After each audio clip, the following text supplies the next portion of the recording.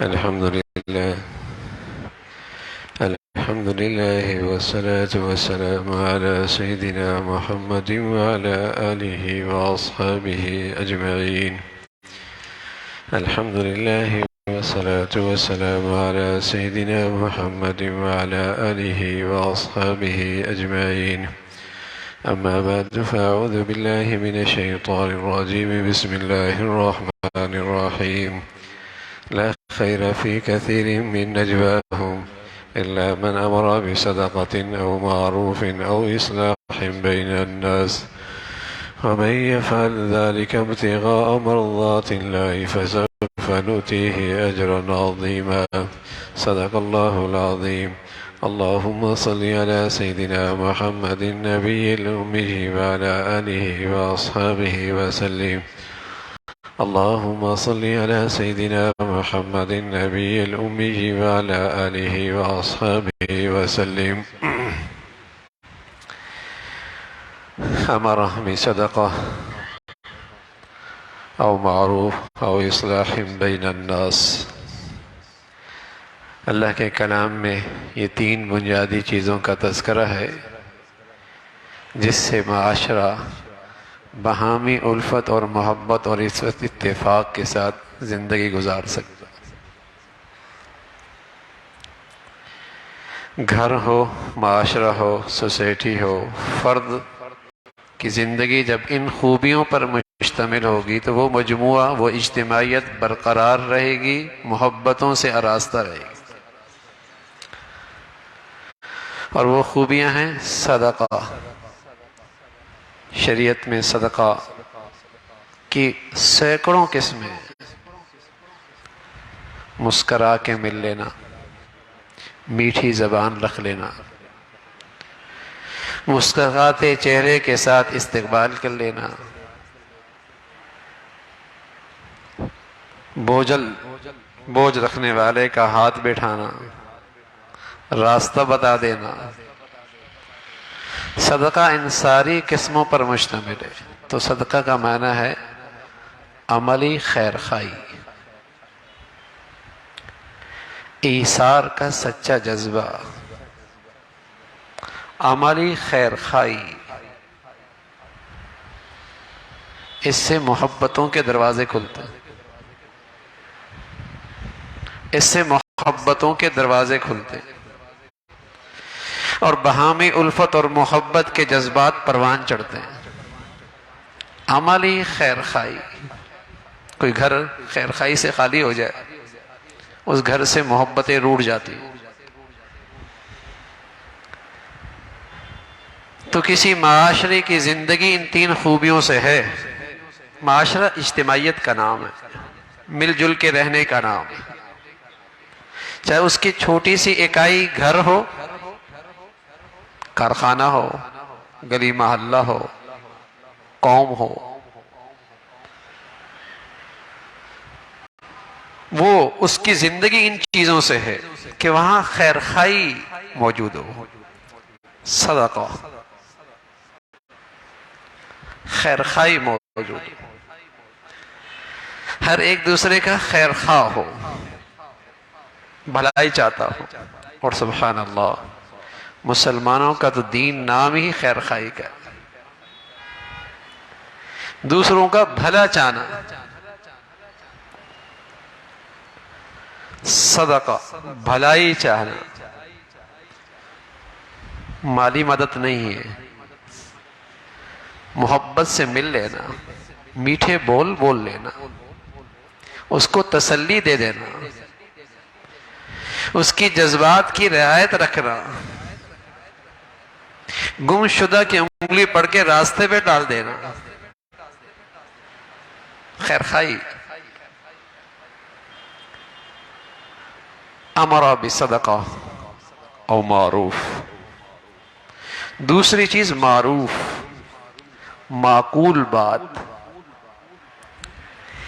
جو ہر سلیم الفطرت اس بات کو اچھا سمجھے. معقول بات. اور تیسری چیز اصلاح بین الناس. کہیں اونچ نیچ ہو جائے تو تو اس معاشرے میں ایسے لوگ موجود ہوں جو ان آپس میں ان کو ملا دے۔ آج ہر طرف تعلقات کشیدہ ہے نا، صرف باہر کشیدہ نہیں ہے، گھر گھر کی کہانی ہے، گلی گلی کی کہانی ہے، محلے محلے کی بات ہے، بستی بستی جھگڑوں میں ہے، چھوٹے قریب سے قریب رشتوں میں بھی تعلقات کشیدہ ہیں۔ نمونہ ہے اس وقت افساد ذات البین، آج اس کا نمونہ ہے پورا معاشرہ کہ دونوں نفرت کیسے پیدا کر دی جائے، ان کے تعلقات خراب کیسے ہو جائے، افساد ذات البین کا نمونہ ہے۔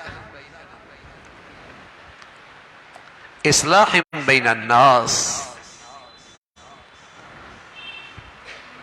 تو تعلقات کشیدہ کیوں ہیں؟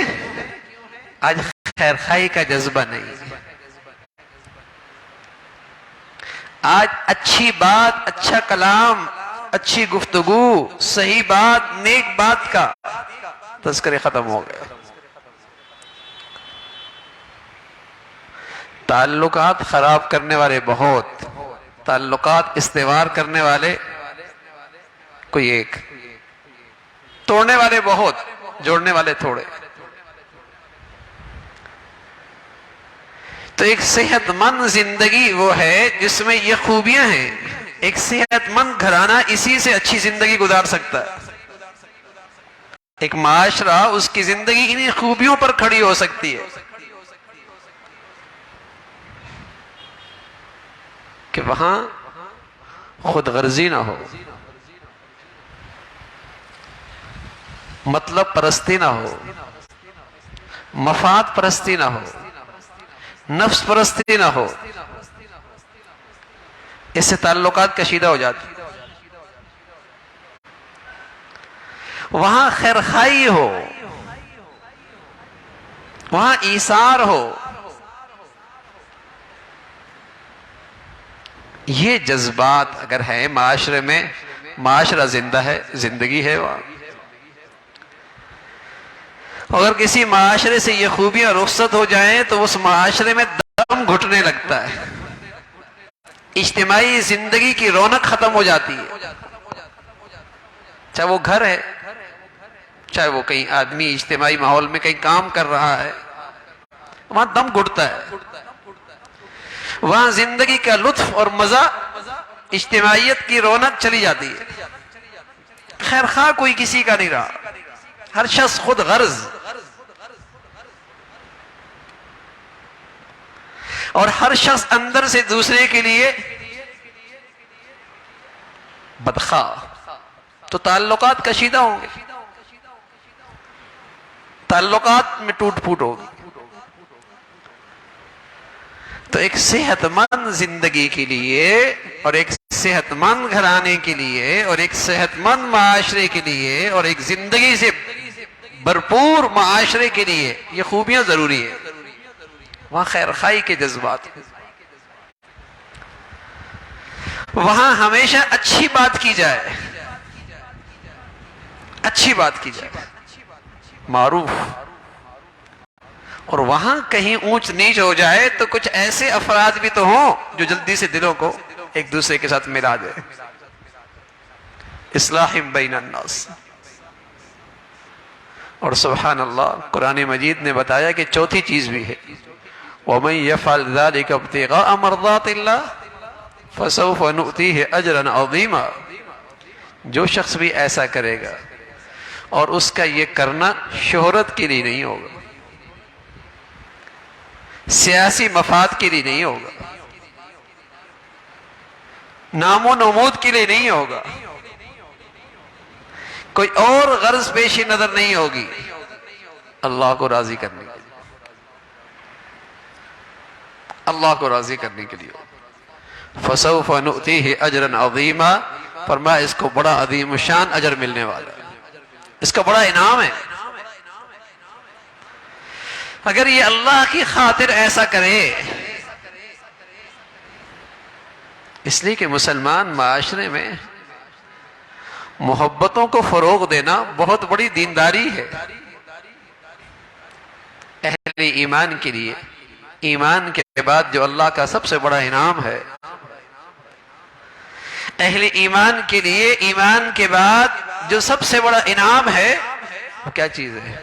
وہ آپس کی محبت اور الفت ہی تو ہے۔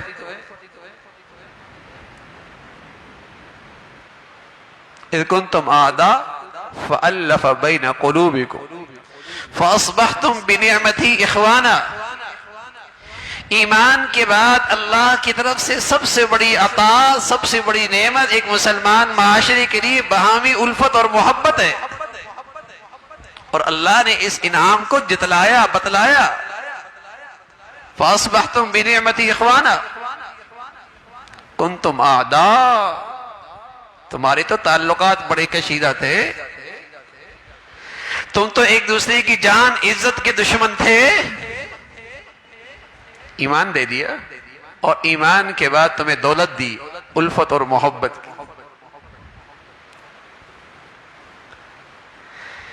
تو اس الفت اور محبت کی بقا اور وجود اور اس کا استحکام کس سے ہے؟ خیر خائی، معروف، اصلاح بین الناس۔ یہ اجتماعی ماحول محبتوں سے رہ سکتا ہے، لیکن آج اگر ہر طرف تعلقات کشیدہ ہیں، تعلقات خراب ہیں، تو آج مسلمانوں میں اور ہم میں دین کی یہ خوبیاں رخصت ہو گئی۔ اس لیے کہ جہاں خیر خائی نہیں ہوتی اور معروف نہیں ہوتا، میں عرض کر رہا ہوں، وہاں محبت اور الفت کے دروازے بند ہو جاتے ہیں، محبت ہی نہیں رہتی، وہاں تعلقات خراب ہو جاتے ہیں، اور تعلقات کی خرابی اللہ حفاظت فرمائے، تعلقات کی کشیدگی اللہ حفاظت فرمائے۔ رسول اللہ صلی اللہ علیہ وسلم فرمایا کرتے تھے، آپس کے دل خراب ہو جائیں تو یہ ایسی بے دینی ہے کہ اس کی نیکیاں ایسی ضائع ہو جاتی ہیں جیسے سر پہ اس طرح مار دیا جائے تو بال صاف ہو جاتے ہیں۔ ان آپس کے تعلقات کی خرابی سے اس کا سارا دین صاف ہو جاتا ہے۔ ہر وقت ہی دل خراب ہے نا، ہر وقت ہی دوسرے کے لیے غلط جذبات ہیں، کینہ ہے، بغض ہے، اور زبان پر گندگی ہے، زبان پہ غیبت ہے، بدگمانیوں کے تذکرے ہیں، کہاں دینداری بچتی ہے؟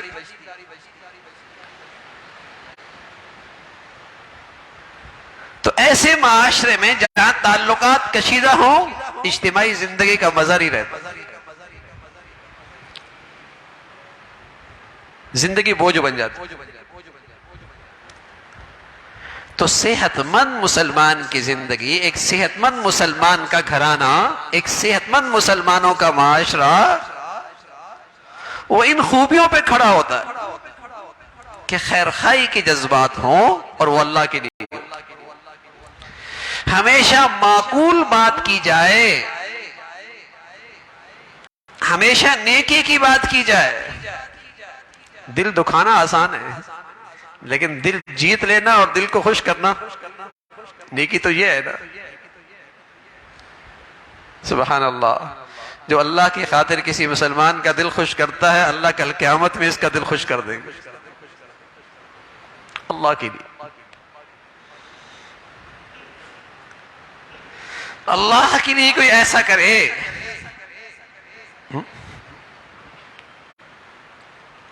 اور کوئی اللہ کے لیے کسی کو جلدی معاف کر دے، جلدی درگزر کر دے، اللہ کل بارگاہ خداوندی میں اس بندے کو جلدی معاف کر دے گا، جلدی درگزر کر دے گا۔ تو یہ ایک مسلمان معاشرے کی زندگی ہے کہ وہاں خیر خائی کے جذبے ہوں، خیر خواہ ہو، ایثار کا جذبہ ہو، اور ہمیشہ معقول بات، سلیم الفطرت کے مطابق، جسے لوگ سلیم الفطرت لوگ جسے اچھا سمجھتے ہیں، ہمیشہ زبان سے اچھی بات ہی نکالتا ہے،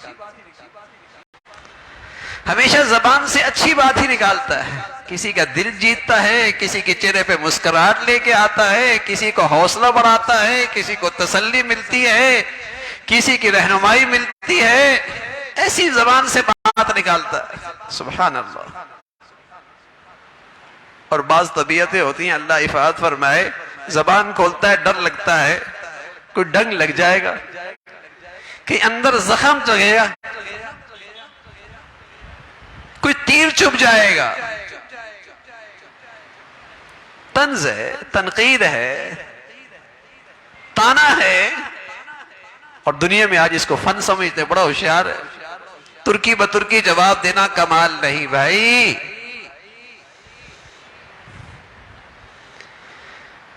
اچھی زبان رکھنا بڑی خوبی ہے انسان کی،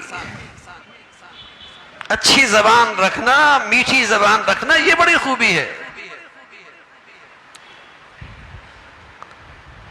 تو ایک صحت مند زندگی ایک مسلمان کی اس پر کھڑی ہے، ایک صحت مند گھرانہ اس پہ کھڑا ہے کہ وہاں اس گھرانے میں ہر شخص کے لیے دوسرے کے لیے خیر خواہی کے جذبے ہوں۔ بتائیے نا، کسی گھر میں ہر آدمی دوسرے کا خیر خواہ بن جائے، گھر جنت نہ بن جائے؟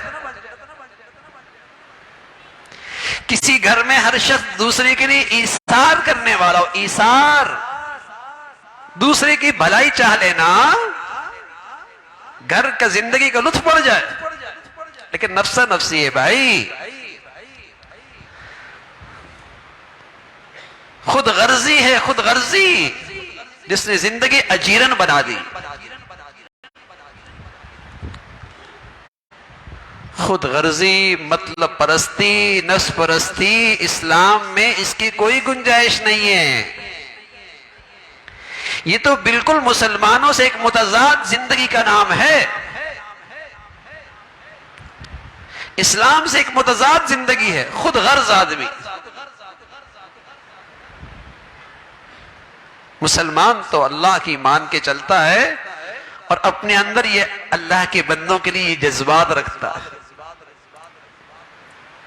ایثار کا جذبہ رکھتا ہے، خیر خواہی کا جذبہ رکھتا ہے،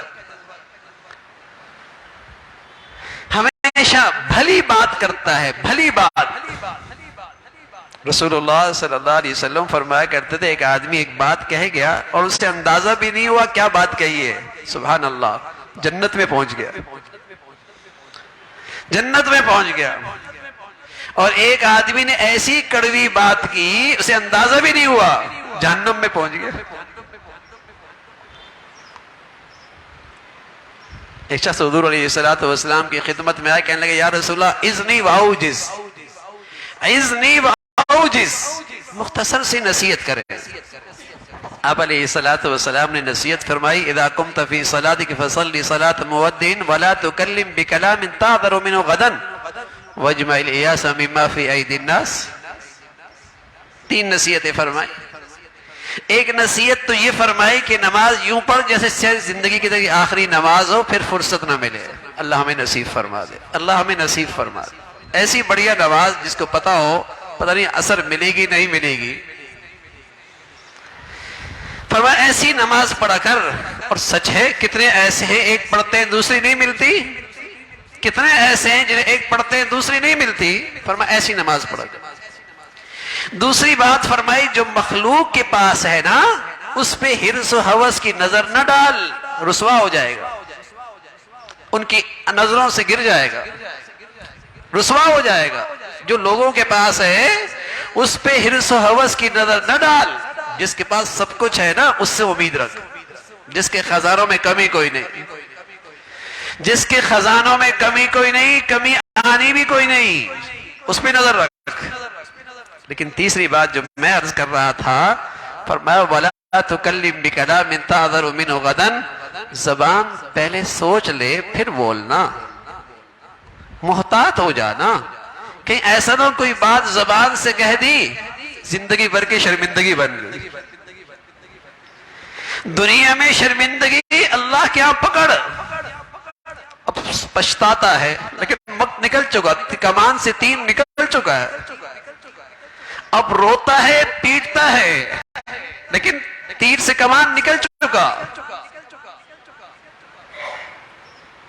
بس اوقات ایسا زخم لگتا ہے نا زندگی بھر وہ اندر کا زخم نہیں بھرتا. زبان کا زخم زندگی بھر بس تیر کا زخم بھر جائے گا، کوئی اور زخم لگے وہ بھر جائے گا، زبان کا لگم زخم نہیں بھرتا. فرما ایک صحت مند معاشرہ ہوتا ہے جہاں خیر خائی کی جذبات ہوں، ہمیشہ اچھی بات کرنے والے ہوں اور آپس میں ایک دوسرے کو محبت سے ملانے والے ہوں. اور جس معاشرے میں یہ زندگی ہے اور اللہ کے لیے ہے، اللہ کے ہاں ان کے لیے بڑا اجر ہے. اللہ رب العزت یہ خوبیاں ہم سبھی کو نصیب فرمائے. وآخر دعوانا الحمدللہ رب العالمین.